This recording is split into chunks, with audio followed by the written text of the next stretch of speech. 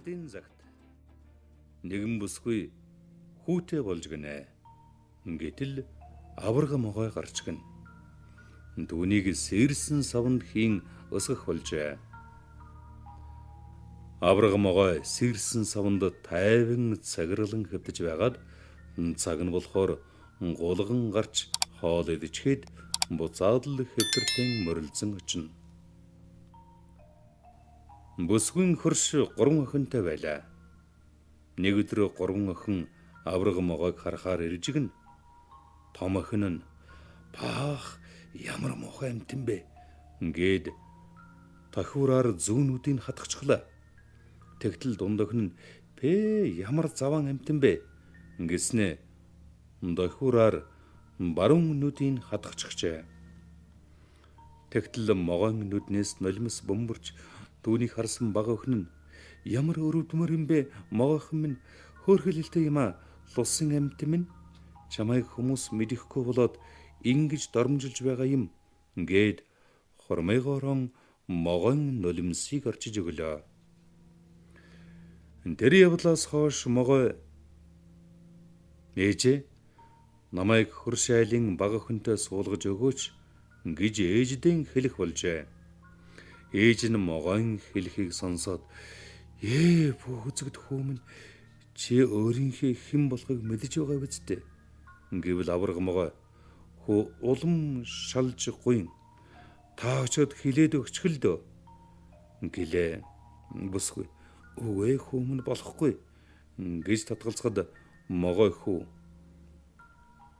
тэгвэл би 100 руу ороод дахиж гарч ирэхгүй шүү" гэж бүсгүйг айлгалаа. Ингээд аргагүй ирэхэнд могойн ээж хөршиндөө очлоо. Гэвч ам нь эвлэж өгдөггүй хийдмийл сууж байгаад явжээ. 2-3 өдөр иймэрхүү янзтай ирж буцаад байгааг хөрш айлын ихнэр анзаарч асууж гинэ. Бүсгүй могой хүүгийнхээ саналыг хэлтэл хөршийн ихнэр огол харин босч "Юу ч битгий яар" гэж чанга дуугаар хэлэхэд нь бүсгүйч учирлаж гуйлаа. Тэгээд хөршийн ихнэр огтоосон асууж үзэхэр болж гин. Эхлээд ууган охин дуудаж аварга могойтой суух хэсгийг л асуутал "Тийм зөвөн амтандаа яаж суух юм бэ" гээд ухсхийн гарч одлоо. Дунд охиноос асуудал "Тэр заван амтантай сууснаас үгсэн минь дээр" гээд бас л гарч одлоо. Ингээд отгон охиноосоо саналын асуудал "Ээж та зөвшөөрвөл түүнтэй би сууя" гэж гинэ.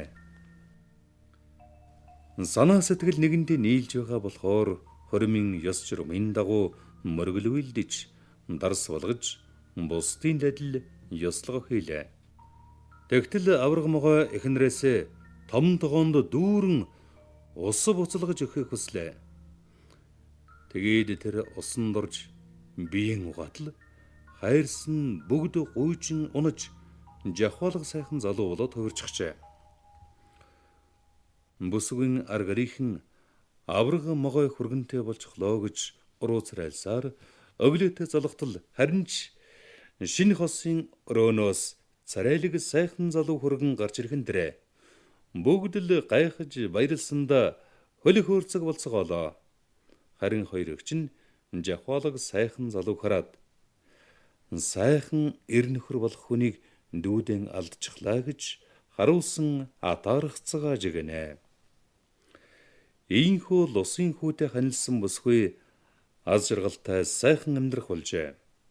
Тэгтэл нэг өдөр лусын могой нөхөр нь холын аянд явах боллоо.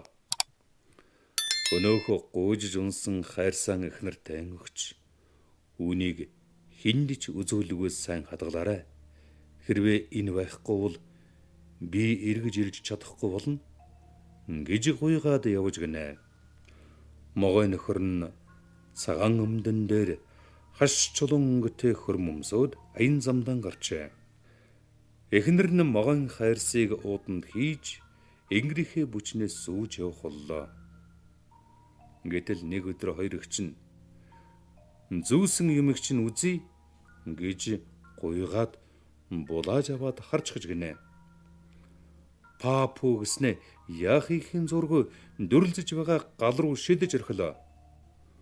Түүнээс хойш лусын могой нөхөр нь үрд эргэж ирсэнгүй. Аргаварсан эхнэр нь нөхрөн ирж олохоор гэрээсэн явж гинэ. Явсаар байгаад горхины дэргэд уул овоо шиг их юм тавиад угааж байгаа эмгэнтэй тааралдлаа. Эмгэн гой цагаан өмд хаш чулуун өнгөт хөрөмтэй лусын могой нөхрийг минь хараагүй биз гэж асуудал эмгэн. Хар ховцсыг минь цайтал цагаан ховцсыг минь харалтал угааж цэвэр усан зайлаад цэвэрхэн хатааж өгвөл хэлж өгье гэж гинэ.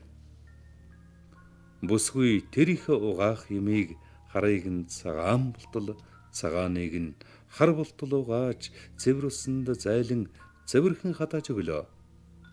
Тэгтэл эмгэн гуйлан аягны таг савхтай хамт бүсгүйд өгөөд энэ тагийг унаж энэ савхаар сэлүүрдэн горих дагуу яваад лусын могон гэрийг хайж очин тэднийхээс гуйлахгүй будаа өгвөл тавгийг алдаж унгаад будааг нь нэг нэгээр нь түүж харуу бүрий болтол цаг нөхцөөгөөд тэр айлд хон гэж хэллээ. Ингээд бүсгүй эмгэний хэлснээр явж байтал сүрлэн дээвэрт байшингийн үүдэндэрлээ. Бас л эмгэний хэлснээр гуйлахгүй л. Тэгтэл зардсан гарч ирээд будаа өгтөн тавгийн албаар алдаж унгаад асгарсан будааг нэг ширхээр нь түлээ. Удалгүй орой болоход нэг шин хонуулахыг гуйлаа. Нэгэнтээ харуу бүрий болсон тул бүсгүйг хонуулахаас өөр арга байсангүй.